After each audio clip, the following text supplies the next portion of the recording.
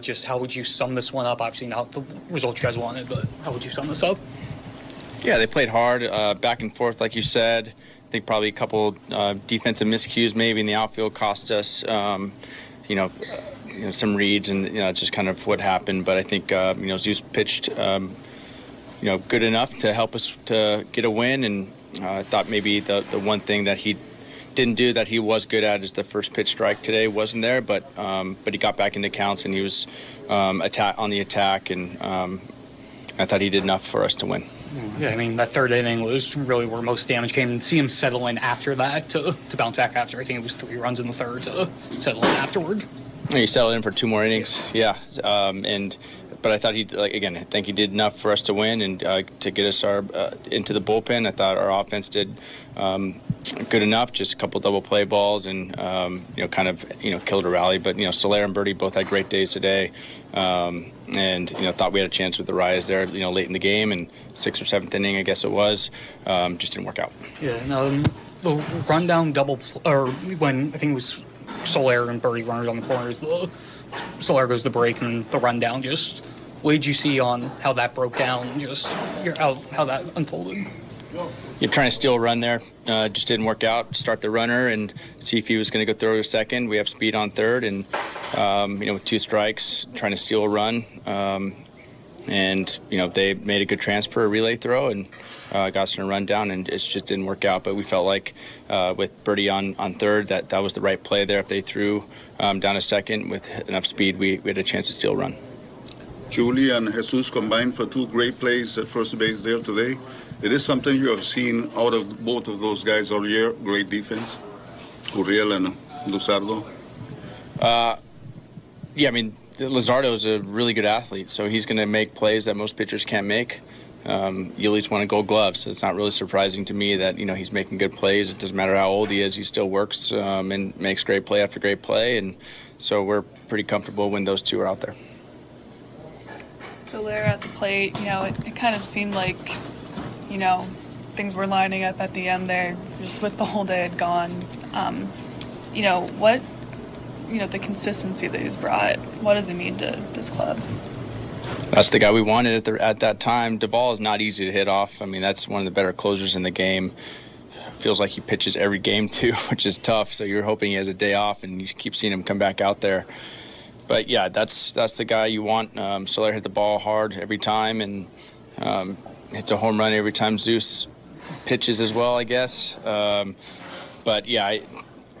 Tough matchup right there for anybody. The fight in those guys that gave us a chance to win with Soler up is all you can ask for. And yeah, he's having a great year, and it's early, it's 7 weeks in or whatever we are, but it's a great start to the season.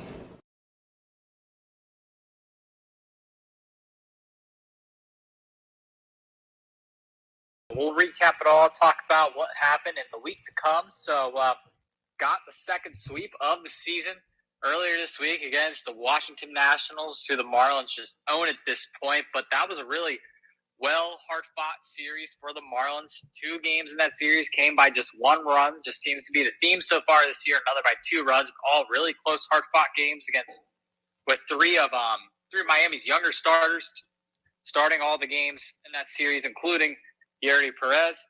Overall, series. Comeback win, the walk-off on Tuesday, the first game of that series from Jorge Soler. The Marlins could have easily lost all 3 of those games, but they found a way to win all of them, and that feels like it's been the theme so far this year. The Marlins are finding themselves in games they shouldn't be in and just continue to find ways to win, it feels like, Eli.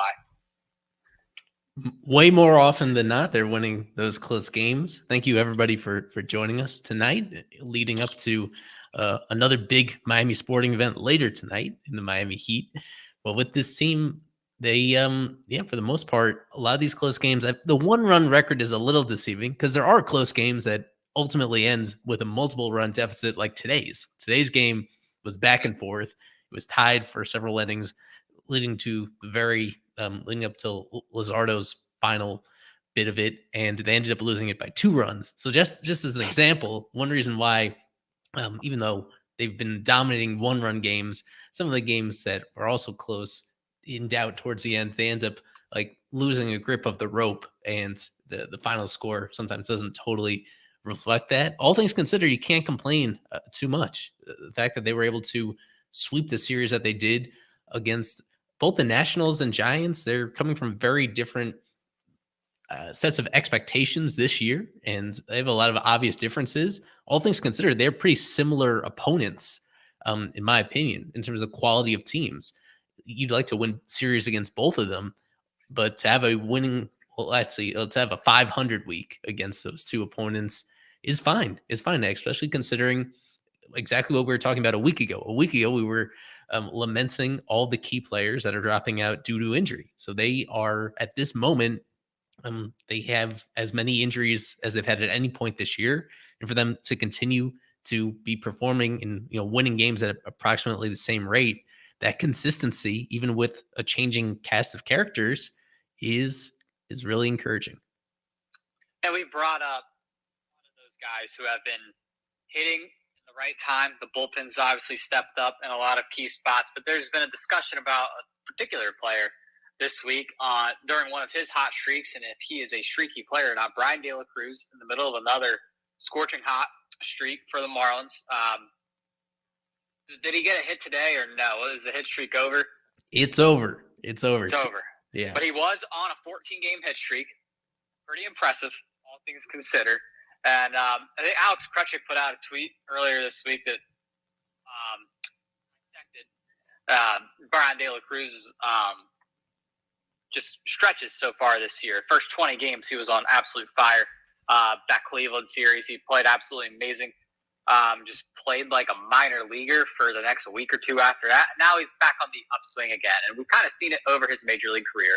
Brian De La Cruz, all things considered, has been a streaky player so far, but the bigger question is now that he's at a point in his major league career where he's going on year 3 of service time now, or he's getting there at least, he has something to prove. Establish himself as a big leaguer, as arbitration will be coming up in future years for him. Has to prove whether he belongs or not. So this is a really big year for him, and one that I felt like a year that I feel like a lot of people didn't really think too much of this being very, very important for him. But he's playing very good baseball right now, and the whole outfield right now has seemingly stepped up in big spots. A healthy outfield, I should say. Jorge Soler, Skip said it in that interview you guys heard at the top of the show, hitting home runs every single time Luzardo's been out there, it seems. But there are certain guys that are stepping up in big moments right now. Some other guys have been disappointing. Nick Fortes is on the upswing, but it's kind of been a next man up mentality so far this year, a little bit. Yeah, on De La Cruz, I need to give him some props as straightening it out. It really didn't seem that far-fetched a few weeks ago that they might be in a position to send him down to AAA just because of how severely he was struggling just to put balls in play for a while there. And you look up, and all things considered, he's been a slightly above average hitter this year while playing just about every single day. So he's facing a lot of righties in addition to lefties, and he's still producing. And he's producing for all the limitations and the inconsistencies he does have. There are some fundamental things about his game I wish would improve. But all things considered, he's been a key piece of this lineup, especially at this particular moment. He had that long hitting streak, that 14-gamer, and it's hard to fake that. He's had 2 separate hit streaks so far this year. He had 9 and a 14. And coming into the season, 9 was his career long. Right. So what kind of got overshadowed with this last hitting streak is he shattered his own personal hit streak record with that 14-gamer, which kind of went unnoticed until the last part of it. All of a sudden, you blink your eyes, you're like, oh, Brian De La Cruz was a 14-game hit streak. It was one of the longer ones in baseball all year. I don't know what the longest one this year is, but it's up there. It wasn't that long ago when they called up Peyton Burdick. I was kind of of the opinion that Burdick would surpass De La Cruz for a role on this team, and the early returns on that are not great. Yeah, on the other end, people calling for him to get sent down today. That's the first I've seen that. I had hope for him, but the way the injuries are in this team right now, it seems that we'll see Peyton Burdick for at least a couple more weeks. Yeah, if that, because we haven't had a ton of updates on Avisail Garcia. He's rehabbing. Jesus Sanchez is expected to probably be out at least like a month or so. I would guess maybe 3 weeks, like at best. This is an injury where he's going to have to rehab, and he would presumably go to Jacksonville or Jupiter or whatever. Right. But it's getting thin right now. Jazz being out too. Soler and De La Cruz are going to be your mainstays in the outfield, and then they're going to rotate in Hampson, Burdick, Edwards in center field. Just guys that they're just trying to throw at the wall and see if they'll stick right now. Yeah, that's part of it. The other part of it is the reality that you need to balance trying to win right now and also look out for your future. With Burdick, they've had him in their system for 4 years. And with Edwards, they made a trade to get him this past offseason for a specific reason, because they see these guys as, if everything goes right with them, actually being long-term pieces of the position player core, even if they're just role players and nothing close to everyday starters on a team. It's important to find out what you have in these guys. For both of them, they were performing really well in AAA after spending last year in AAA. They have nothing left to prove down there. And the way that the injuries have piled up, this opportunity is here, and it makes sense to give them that long leash to show what they got. So as you alluded to, it's probably multiple weeks more until you even have to consider making a decision on one of those rookies between Edwards and Burdick going down. And in this tiny sample, you'd think that Edwards has the inside track. Even with Burdick, like, not just offensively, where he's striking out in half of his plate appearances, but also defensively. Like today, there was that double in deep center field that I think he made it look a lot more difficult than it actually was. A ball that got over his head that may have been catchable. Give that to him. Yeah, he's taken some bad rounds. I've noticed that. There was, the one really unfortunate play what happened in Wrigley where he lost the ball in the sun, and that proved to be a pretty crucial mistake. Even outside of that, it's been a bit of a bummer with him, where it's been a few extra base hits and just not a whole lot of other redeeming qualities. This is exactly the stretch of the season where you find out what you have with them, and you hope you get enough, that there's still enough healthy veteran bodies between Soler and Arise. And if you want to put De La Cruz in the veteran bucket for the time being, I wouldn't blame you, because compared to the rest of the guys, he's been around a while. It's safe to say he's going to stay up at this rate. We were calling for him to maybe go down at some point because he's the only one who had the option. But it's safe to say he will probably stay on the major league team for the entire season. Yes. Unless he has a cold streak, like month long. Yes, and it's been clarified with Soler that he'll play the outfield occasionally. Like this week, he played it twice, and that in itself was kind of notable, because that matches a season high. I don't think he's ever played the outfield more than 2 games a week at any point this season. Mm-hmm. It's a really sporadic thing, which means if he's going to be the DH for the vast majority of games, then you have a lot of outfield playing time available, and it's good that it's good to just evaluate what you have in these young players in the meantime. Yeah, I couldn't agree more. So we kind of touched on the San Francisco series a little bit. We've already hit the National series on the head. It was a good sweep, second sweep of the year. This one, disappointing weekend series in San Francisco on the Bay this weekend, where both losses came at the hands of Miami's 2 best pitchers, just kind of having some out of the ordinary games for them. Although this is starting to become Sandy's new normal so far this season, at least. There's some slight concern, I would say, at this point with the way he started. But his pitch count stayed well Friday. Just found himself in a couple mishaps. But it's been surprising to see that so far from him. That I would believe it's fixable, but I struggle to pinpoint what the problem actually is for him right now.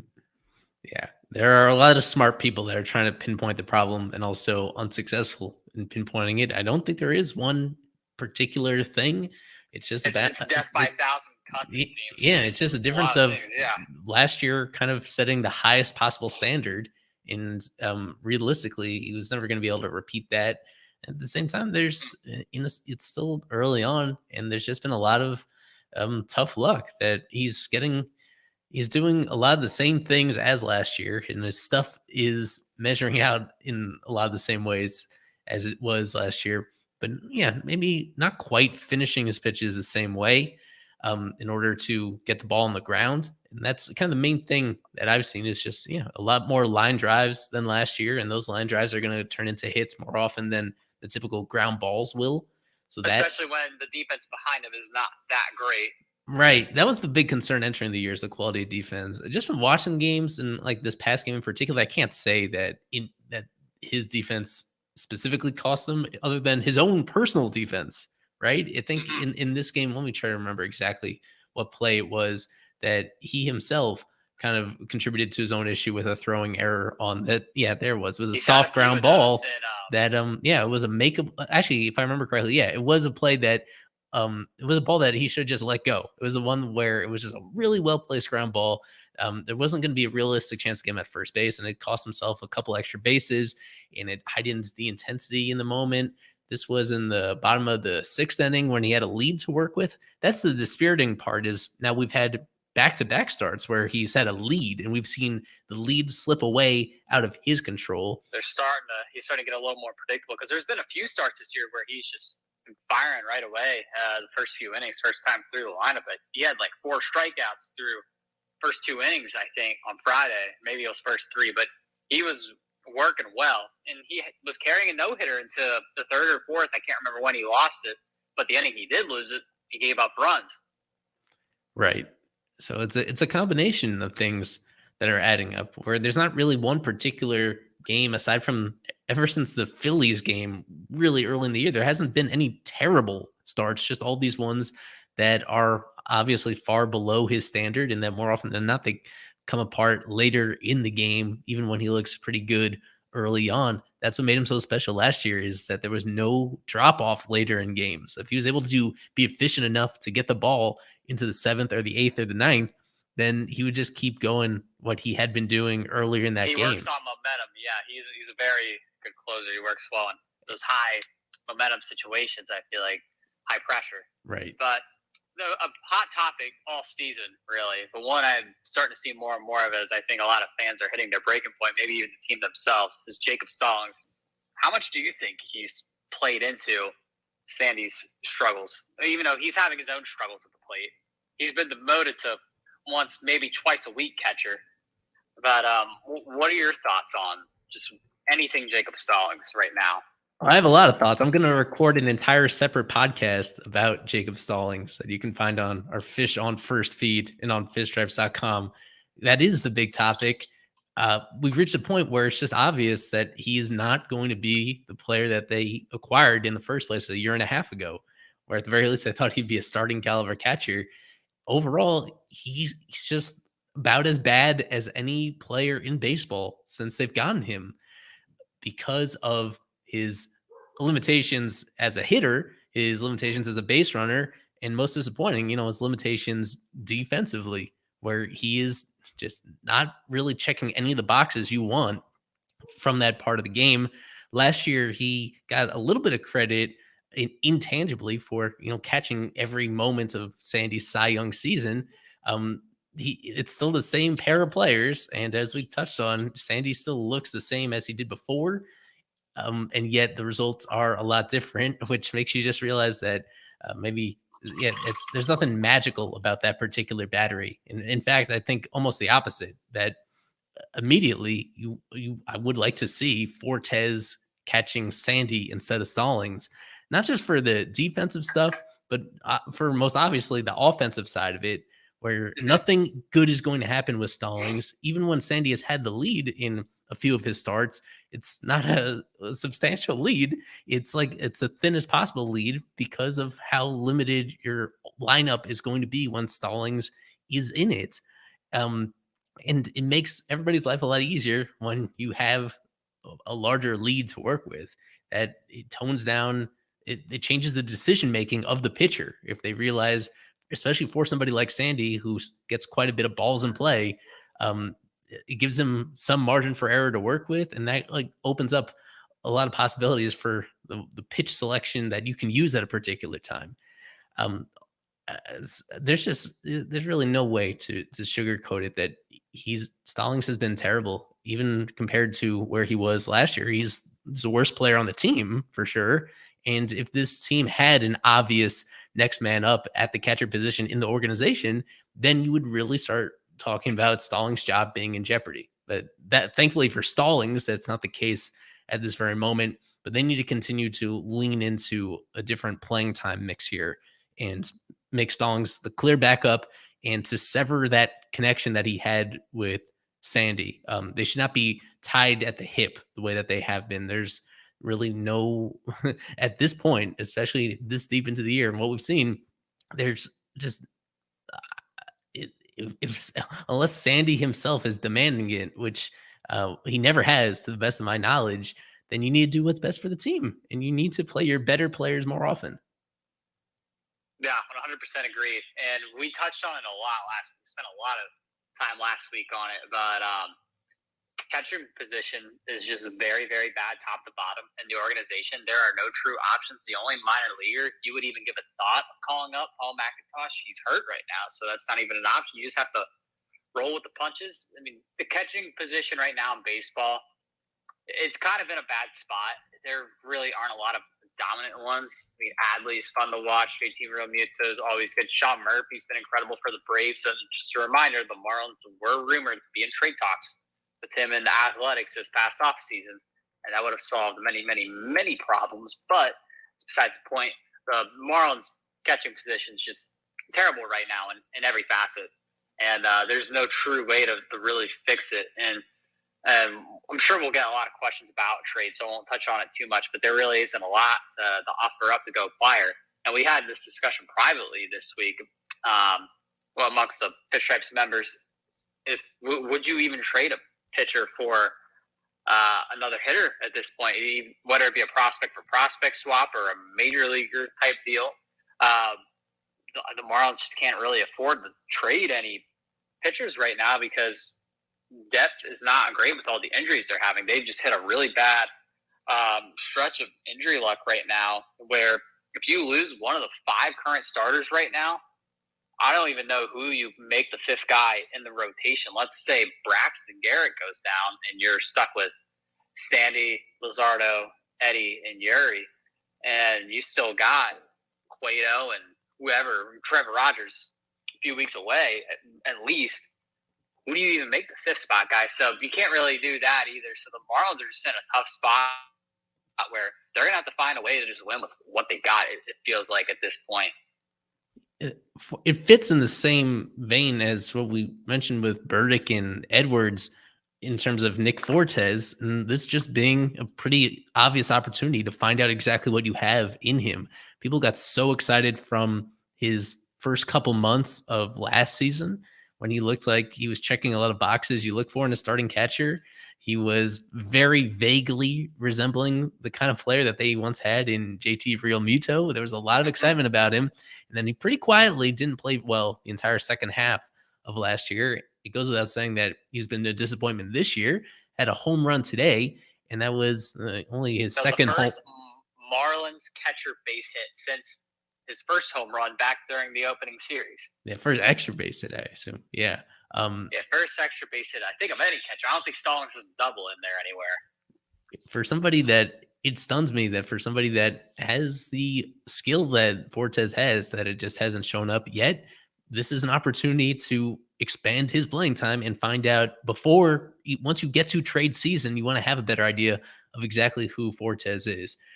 It's still very early, as bad a start as he got off to. If you give him enough playing time the next couple months, I think a fair barometer is looking at his numbers last year. And once you get into the second half of the season, do his numbers this year, are they basically on track for where they were in 2022? If so, then you begin looking at him as, maybe that is our starting caliber catcher for beyond this year as well, or at least somebody that is worth carrying on this roster as one of the top 2 guys. At least, yeah, because right now there is a little bit of uncertainty about whether they have even any of the 1 or 2 catcher on their roster right now. You need to give Fortes is the one that certainly has that potential at this point. That's unfortunately the point I'm trying to get home about Stallings is, despite what his track record is, there's no indication that he's going to get back to what he was. This is a position that can age pretty rapidly.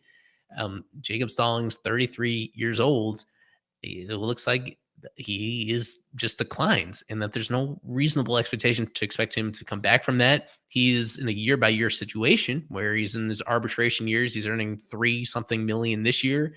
And I think it's become obvious at this point that they're not going to be bringing him back at a similar salary next year. And that's the approach I'd like them to have, understanding that you have Fortes next year. You have a few guys in this farm system that may get a chance later in the year when Paul McIntosh is healthy. He's not healthy at the moment. If Austin Allen, if he keeps up his hot streak in AAA a little longer, maybe you give him a shot. He's been he's further along in his career, not somebody to be treated as a prospect or to get super excited about.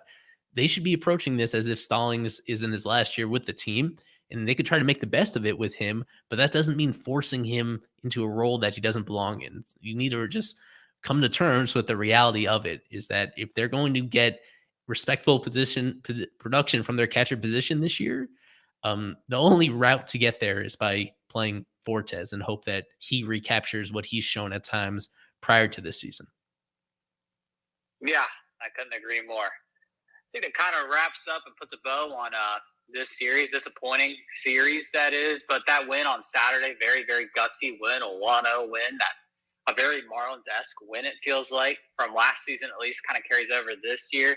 But show moves on. Before we get to our listener questions, we'll try and make it somewhat quick. So we've got about a half hour to heat tip off, although with the way the NBA works, that could always be a little bit longer. But anyways, we'll preview this week where the road trip will finish out. It's a very long road trip, but these West Coast road trips can always be fun. They could also be detrimental to a season sometimes, but go to Coors Field tomorrow night for a 4-game stretch. That Fish Stripes live show should be a pretty fun one. I'll be on my first Fish Stripes live show in a minute, but it'll be a fun one. That should be a fun series. Jorge Soler will probably be a popular series MVP pick, the way he's been hitting the ball right now, especially in that yard. But I haven't checked the pitching matchups yet in that series, but most of the rotation will go. Everyone but Luzardo will go in that series. But another good opportunity. The Rockies are not a very good team. None of the teams that the Marlins had to play this series are very good teams. Angels are probably the best of them.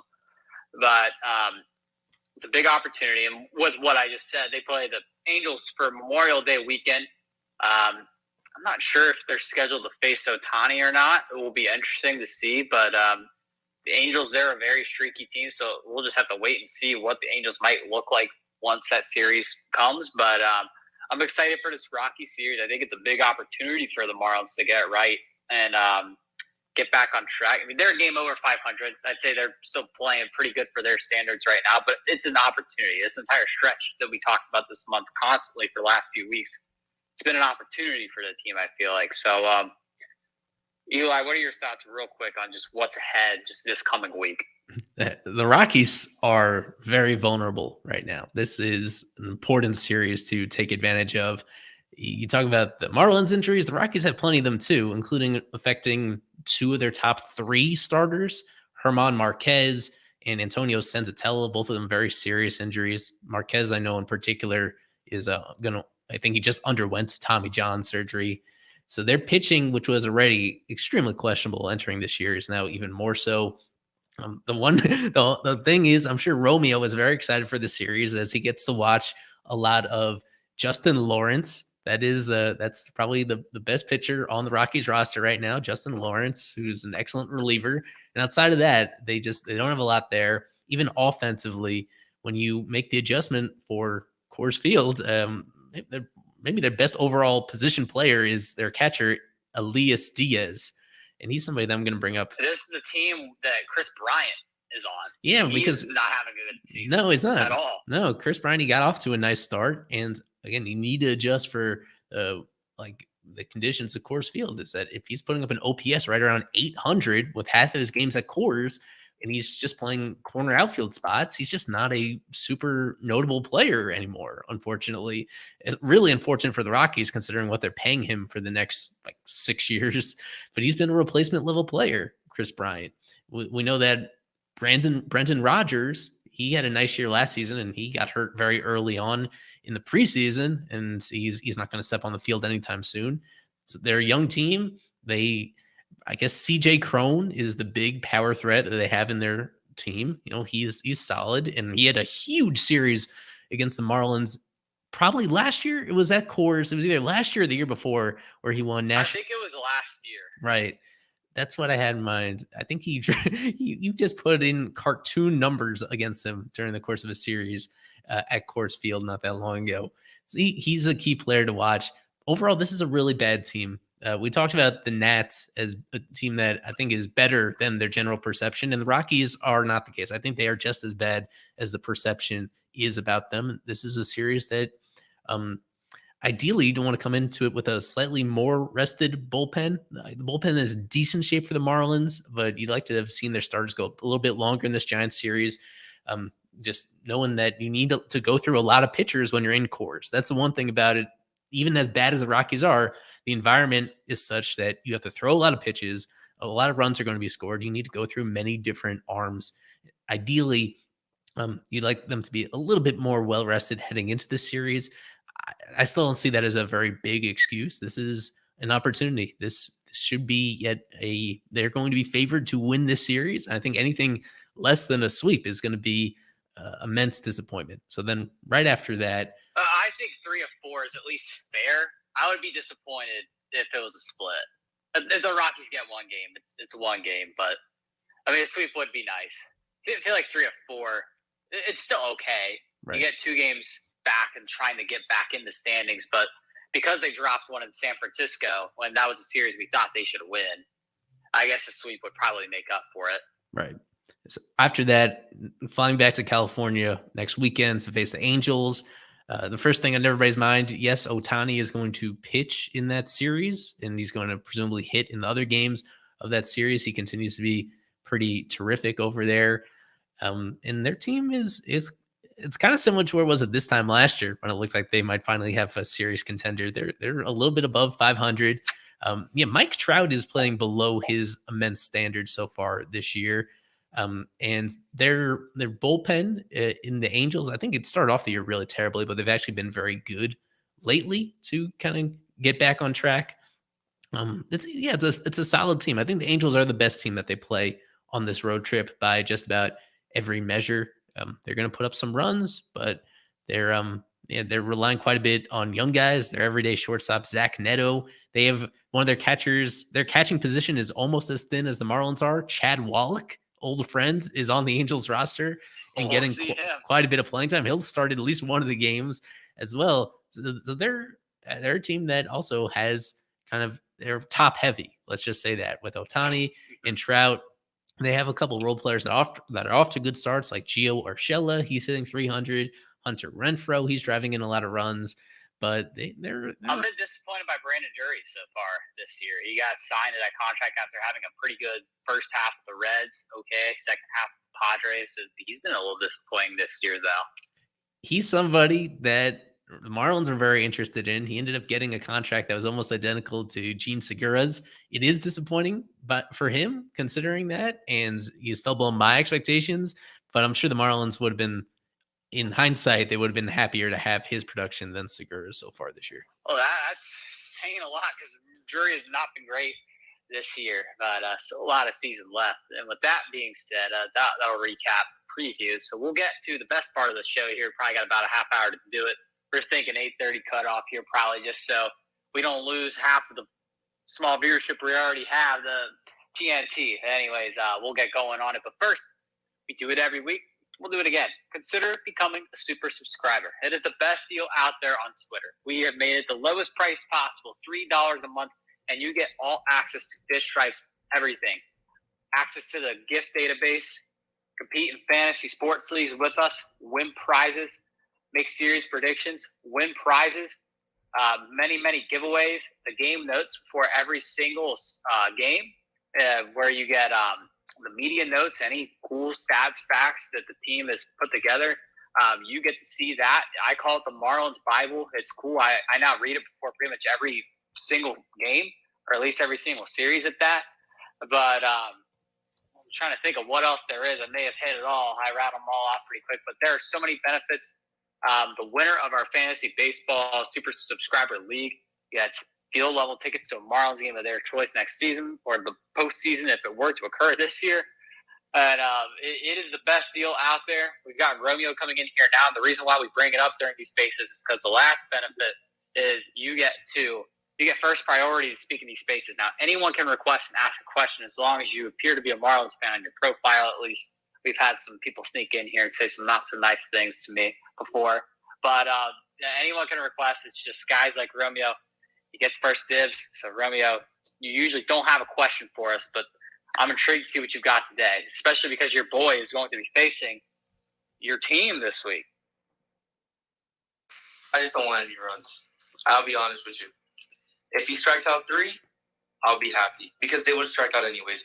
Well, I guess if I were you, I would hope that the Marlins are already up big, so that way if Justin Lawrence comes in when it's like a 5-run game, it's like the 8th inning, the game's already over. If he puts down like Segura, Stallings, and Jacob or Xavier Edwards, 1, 2, 3, just like that. That's like a win-win for you. But if we're up 5, they won't bring him in. He's their high leverage arm, and I put it in quotation marks because they don't get really into high leverage situations that much because they're just not good. That's why I say it. I shouldn't say that before a 4-game set with them. I feel like that's putting bad juju on the Marlins. I was gonna say, if you had Rogers is coming back soon, right? He should be. What was the injury update? Not that soon. This weekend, I think it's still at least a few weeks. This weekend, he threw a 35-pitch bullpen session. That was after throwing another bullpen earlier in the week at 25. He's still going to need multiple rehab starts before he gets back. He will be back in June, but probably right now a mid-June trajectory for him, Trevor. Look at the schedule real quick. June's treacherous for the Marlins. I'd say maybe around I'd say mid-June would be good. You get the Nationals somewhere in there. Early June's a pretty nice stretch for the Marlins against weaker teams, although around here we don't like to look ahead too much because we just like to take it a series at a time. But no, I think there's some good spots to try and slot him in. You want to do it strategically. They did it strategically with Thierry, but making sure his first 3 career starts were against the Reds, the Nationals, and Rockies. I think that's the best way to ease a guy in. But Trevor's still probably a few weeks away.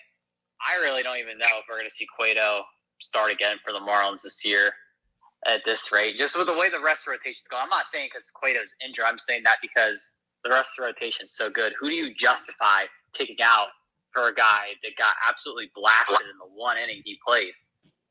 I guess the Marlins do like to save face a lot of times when they pay big guys. They play them too much. They just ride them into the dirt. But I just don't see who you take out of the rotation right now in favor of 39-year-old Johnny Cueto. Not a soul. Oh, I wouldn't touch any of them, yeah. Any other questions? Is there just anything that you had on your mind? I'm not going on my rant like I did last week, Trent. Oh, it was amazing. I want to apologize to Eli's neighbors. That one is I think that's an important one. He said he has a speaker. Look, last weekend I was very, very sick on Sunday doing this show, and it gave me the one good laugh I had all day. That made my day last weekend. That was the pain of a Marlins fan. All coming out. I just had a question, and it just slipped up. It just slipped my mind. You're good. We got time. Yeah, you can bring up Ryan while I try and think if he's requested. Yeah, Ryan is requested. We have our usuals now. Although if anyone new wants to come in here and ask a question, more than welcome to. Yeah, I just want to mention I added a tweet in here about the Rockies' last series where they got swept and outscored by 21 runs. For everybody that has been around here with run differential being such a big topic of conversation, the Rockies' run differential this year is almost as bad as the Marlins. It's not as bad, but they're kind of in that same ballpark, especially recently with the players that they have available. They're a team where they're not winning as many as the close games, and they get blown out even more often than the Marlins do. This is a very vulnerable opponent, in my opinion. All right, Good can you guys... opportunity. Yes, we can. Yeah, go ahead. Yeah. Ask as many questions as you have this week. Yeah, I got one question that was on my mind. So I was watching, the Valley Sports broadcast, and I saw they did a minor league report about Gerard Encarnacion putting up good numbers in AAA, and I was thinking, Burdick hasn't really been doing too good at the major league level. Would you ever consider maybe thinking about Gerard Encarnacion? I know Jesus Sanchez might be coming back soon. Probably not anytime soon. I don't think. Oh, really? I think Jesus Sanchez is probably, I'd say bare minimum another 2-3 weeks. I didn't. That is at best case scenario. I didn't realize. But no, okay, it's a good question. Realize it was that serious. It's a good question. That's just what Skip alluded to. We don't have that many details of it, but it doesn't sound like he's coming back anytime soon. The big hint was it's going to be more than 10 days when he went on the 10-day IL, and he's going to have rehab starts in there. The Marlins like to take their time with rehab starts. Typically, when they say a player's out for 2-4 weeks, it's probably more like 3 to 5, just because they ease them back in. But so your question is, what do you think that they would consider bringing up Encarnacion? Yeah, because he's putting pretty good numbers. I mean, I don't really know if Gerard's clearly better than Burdick. I mean, I don't really know if Burdick's clearly better than Gerard. Gerard's consistently put up good numbers in AAA since the beginning of last year. Right. Burdick also put up excellent numbers in AAA to start the year. The Marlins have had a lot of players put up really good numbers in Jacksonville or New Orleans over the years, and they come up to the big leagues and they just don't translate. So I feel like Eli, or if Alex Carver decides to join, either one of them could give you a better evaluation on who is better between the two. It's probably a tough call. But if Burdick keeps hitting the way he does over like another couple weeks and Jesus Sanchez isn't making great progress, I don't see why they shouldn't bring up Encarnacion for at least a week or two. Just to, again, they want to see what they've got. He's had shots in the MLB before, and I get they're trying to see more about what Burdick has, but you got to pull out all stops at this point. This is a team that's expected to try and compete for a playoff spot this year. You've got to pull out all the stops. You can't just stand pat and just hope for the best. Right. I entered this year thinking pretty convincingly that Burdick was a better player than Encarnacion. To be honest, the marginal things, I should say all the tiebreakers go for Burdick. Burdick is a much better defender, and at least he could play. He could fake it in center field. Generally, even though this hasn't been a great sample this year, he's going to add more defensive value. He's going to add more base running value, and he's also going to draw walks more frequently and just work deeper counts. Ultimately, it doesn't much matter unless he could put the bat on the ball, which he has not done at all since he got called up, and that's been really disappointing. Yeah. With Encarnacion, it's the same sort of risk with him where his power is probably even greater. His raw power is greater than Burdick's. He just yesterday hit this really impressive opposite field home run that went almost 400 feet. He has power to all fields in a way that hardly anybody on this Marlins roster does. I guess Avi Garcia can do the same thing. He used to do the same thing a few years ago before he became a Marlin. His hit for immense power to all fields. The big question is just whether he can make contact. The same thing that is destroying Burdick right now is his mechanics are just he's just too slow to get his bat through the zone to catch up with fastballs at all.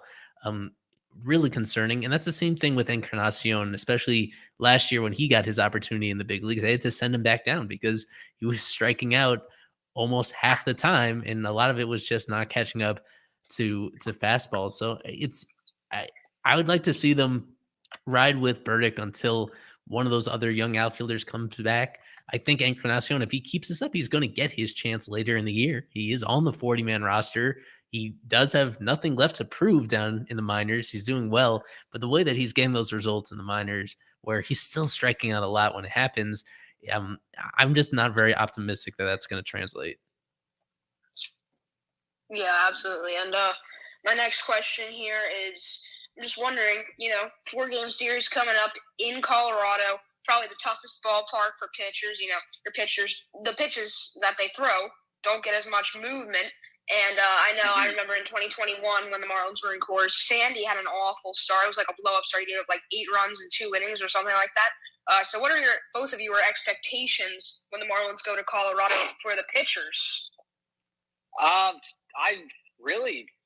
Pitchers usually get blown up in Coors, and everyone fear-mongers over that, but it hasn't really happened this year for one main reason. The Rockies lineup really isn't that good. I would be disappointed if really any of these 4 guys this series, whether it be Eddie, Gary, Braxton, or Sandy, especially Sandy, if any of them get absolutely crushed this week. But it's just not an impressive Rockies lineup. Sure, you're going to see more big flies. You're going to see more flyouts, but maybe that helps more ground ball guys on the roster in that regard, whether that be Sandy or Eddie especially. But I'm not playing into it too much. I really wouldn't, because again, this Rockies team is not good. If they give up 4 or 5 or more runs to the Rockies in like every single game this series, I think the problem lies further within the team than the ballpark. Well, I want to highlight a couple players in particular. You'll remember last year, as bad as Sandy was in Coors, Edward was amazing. He had like a no-hitter going into the 6th inning when he faced the Rockies last year. He was amazing. And the reason why, as Ryan greatly mentions, your pitches don't break the same in Coors. And that specifically tends to apply to breaking balls, meaning curveballs and sliders in particular. Those pitches that are usually great at missing bats, they don't break the same. They just hang up there a little bit and are a lot easier to put into play. But a changeup specifically, that's a pitch that doesn't rely on spin. That's the one that it's almost the opposite, where you get as little spin as possible in order for it to drop as it gets to the plate.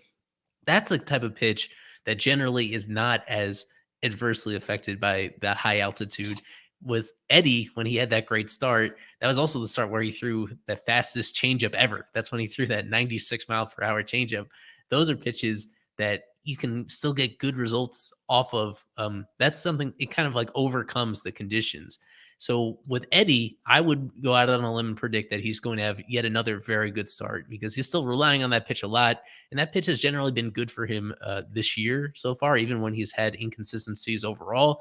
I think he's going to be fine. On the other side, this is a really big challenge for Yuri, because in his first 2 starts in the majors, his changeup has been really disappointing. He just has not had the feel for it. He hasn't thrown it. When he has thrown it, it's not gone where it's supposed to go. It's been a non-factor for him so far, despite everything we know about him entering his debut, thinking that it's going to be a really plus pitch in the majors. Maybe this is when he finds it, and that helps him have success. And again, even despite the change in circumstances, but if he tries to pitch the way that he had his previous 2 starts in Miami, I don't think it's going to go very well for him. So there's a lot of the timing of this is really interesting, because he hasn't had that changeup yet. He's had all his other pitches have worked really well so far this year, but this 3rd start is going to have to look different than his other ones in order for him to have success. So that's the main storyline. The story within the story for Yuri's first road start, to me, is seeing how often he uses that changeup and whether it's any good for him. Yeah, I'm going to head out now. Thank you for having me on, and very good insight about the pitchers in Coors Field, Eli. So everyone listening, go subscribe. Go become a super subscriber for Fish Stripes. And now Romeo, I know he wants to mention what he was going to say before I came on. So, yep, thanks for having me on. I'll see you guys next Sunday. Thank you. Yeah, absolutely.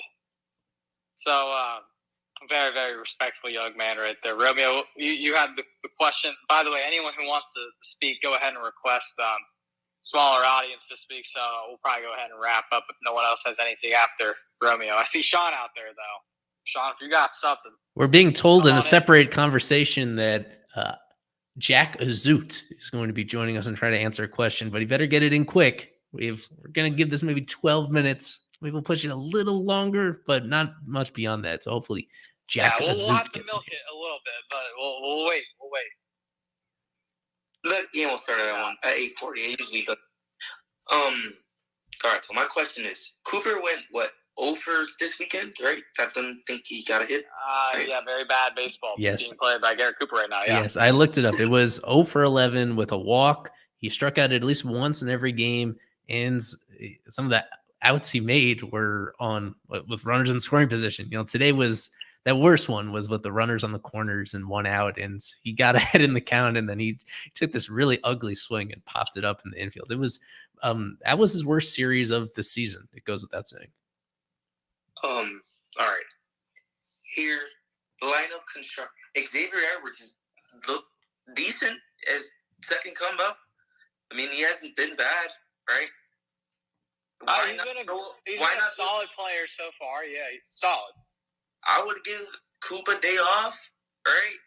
Yuli a day off. Put a Rise at first. You could put Hampson or Xavier at second, or Birdie at second, whatever you want at second. You put an outfield.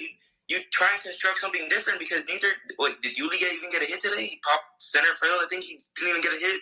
Cooper's been bad. It's just maybe try and switch something up in this lineup. I know we got 5 runs today, but it's still not enough to win. I want to see a different lineup.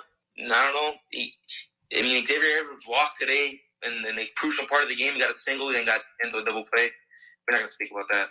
But he got walked, and it was called strike 3. That was anybody with the eyes could see that was a walk. An important part of the game. He's had a good at bats.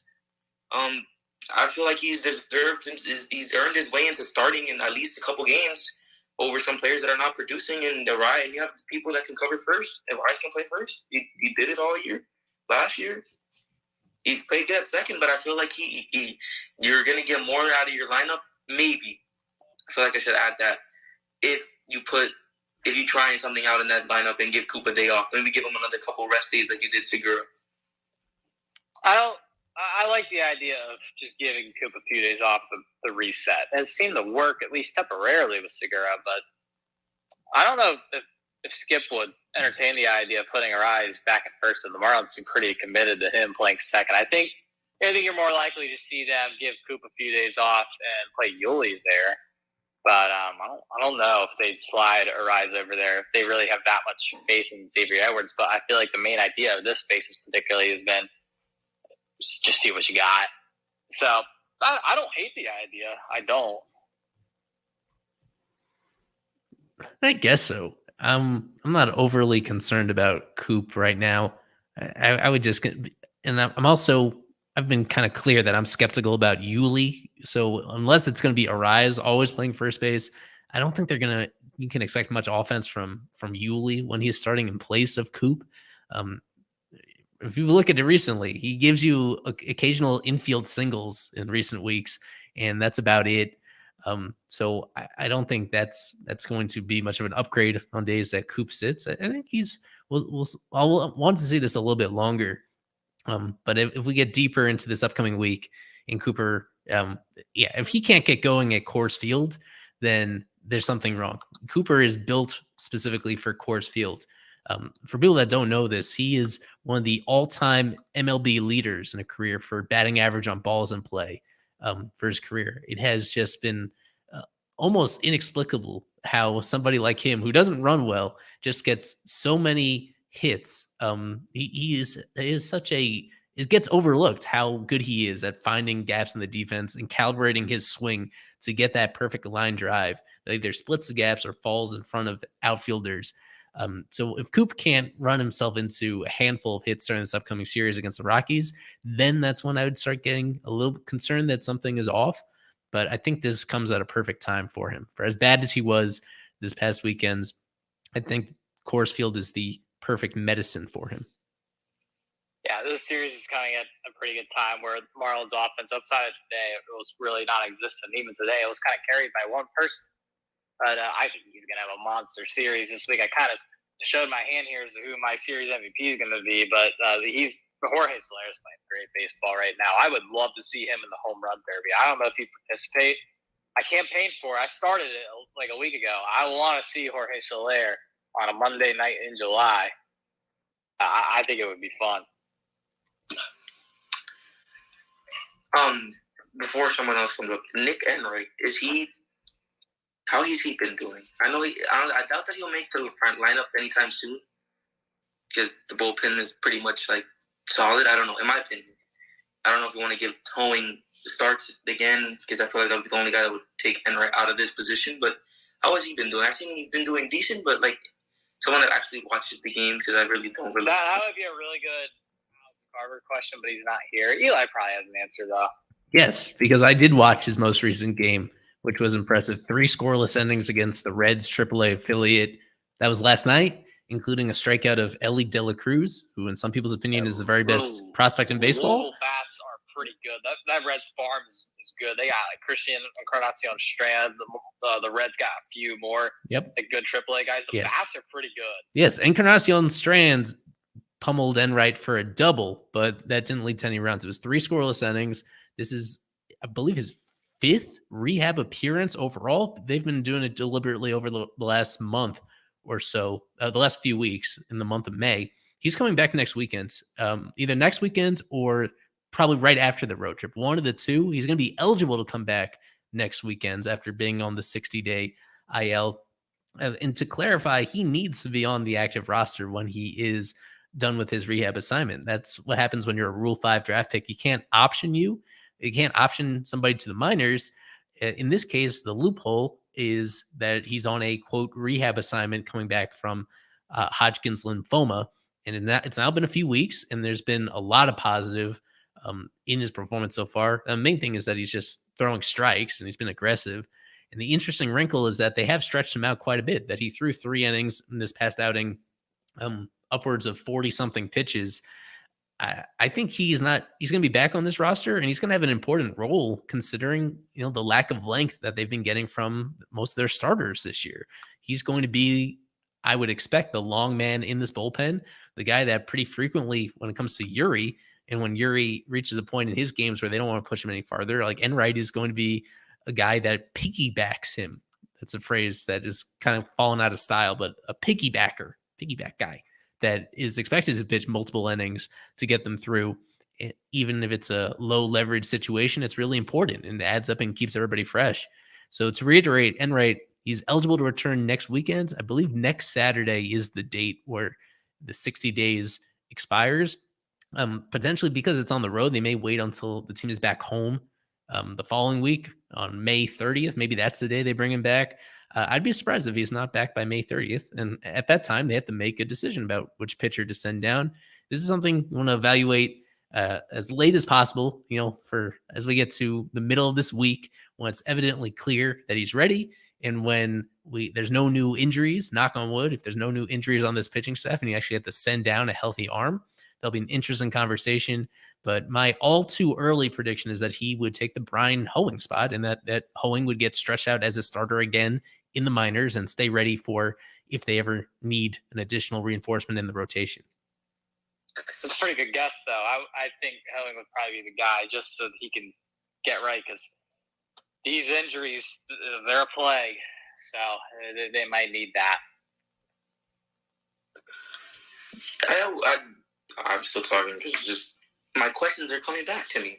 We got a few minutes, so keep going. I liked Yuri Perez's last start against the Nats. It was a very good start. Yeah. He gave up 1 home run to Jaimir Candelario, who was like an impossible out this weekend. But I think he pitched perfect, and I think that Nats series was very well coached by Skip. I liked it. I agree. That was a very well managed series. Anytime you win a close game, managing does play a factor into it, at least. It's not all the players, but I agree with you. Grant, question. Before the Jorge Soler home run, what had happened the previous play? Before the home run? The walk-off. I was at work that night. So what I do when I don't watch games is if I'm not able to watch it the next morning, I wake up at pretty much the same time every morning. I watch the condensed game. Just like 45 minutes. It's pretty easy to watch. I kind of forget, but those 2 outs, I think they got 2 guys on, and then Jorge Soler hit that, or maybe it was just 1 guy on. I remember it being 2 outs, and then they got some guys on, and Soler hit the nuke. It was Arias who hit a single, John Birdie got on base, and what did he do? Grant, you know. Why? What did he do? I forget. He stole a base. He did steal one. I forgot you talked about that. He stole second, and the next pitch was a home run. I was laughing because it was just it was perfect because it was just coming off that rant that I just had. First game back. It was, yeah, 100%. Well timed. It seems I know what I'm talking about. You got the Cueto. You were a Cueto hater in the offseason. You got that right. Your rant, it just kind of played into fruition this week. Maybe we got to start listening to you more. I remember I got cooked by MLB or by Marlins Twitter when I said the Cueto signing was bad. But it was bad. It was bad. Yeah. I think if you look up waste of money, I think that's the first thing that pops up when it was just a 1-year deal. It was just a 1-year deal. But it's not going to bite him too hard. Is it one? I thought it was 2. I think it's 1. 1 year with a club option. There's the saying goes, there's no such thing as a bad 1-year deal because after 1 year is over, so they're going to, barring a miracle, they can buy out the second option for 2024. And the buyout's not a ton of money. I don't think. I think it's only like a couple million, if that. Yes. Yeah. So the guarantee was 8.5. They've already paid him 6, and so the buyout is 2.5. If it's between 2.5 or giving him a salary of about 8.5, it's going to be, they're going to swallow that pill unless he comes back. It's still a long season. That's what I want to reiterate, is how long this season is. We're not even 50 games in. We're not even 30% of the way there yet. We are like only a month and a half in. We got a lot more. We have so much baseball left. Yeah, there are players that haven't even crossed your mind that are going to see significant playing time on the Marlins before the season is over, and there are going to be players that you have written off who are going to be helpful before the season is over. I don't know if Cueto is one of those. I've just been through this too many times to pretend to know exactly how this is going to play out. So with Cueto, he's throwing again. He's throwing again. You can't put it totally out of the question that he's going to salvage something out of the season. Any final questions, Romeo? What Eli said, guys who haven't even crossed your mind are going to come up. Isaac's listening. Jacob Amaya, he will at some point. He will come up. Guys who you see on the Fish on the Farm Twitter and our prospect coverage Twitter that we talk about, they will come up at some point. It's a long season. The Marlins don't have a ton of options of guys to really play. But internally, you're going to see some names. I'll leave it at that. Can we talk about how funny what was it, the 4th run that they scored or the 6th was because John Birdie didn't want to literally fall in the dugout and they got on second base because of it today?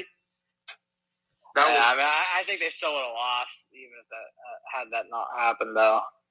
Well, that's funny. 4-4 still at that point? Was it 4-5? I think it was 4-4. I believe that was the 7th run. They were down 6-4 at the time, and that contributed to that 7th run scoring. That would have been, if it happens in a tie game, that would be one of the more frustrating plays of the entire season. So they ruled that because he caught it entirely in the field of play and then by his own choice ran out of the field of play because he went into the Giants dugout, that it was the same thing as throwing the ball out of play as well. So that's what led to the extra base happening there.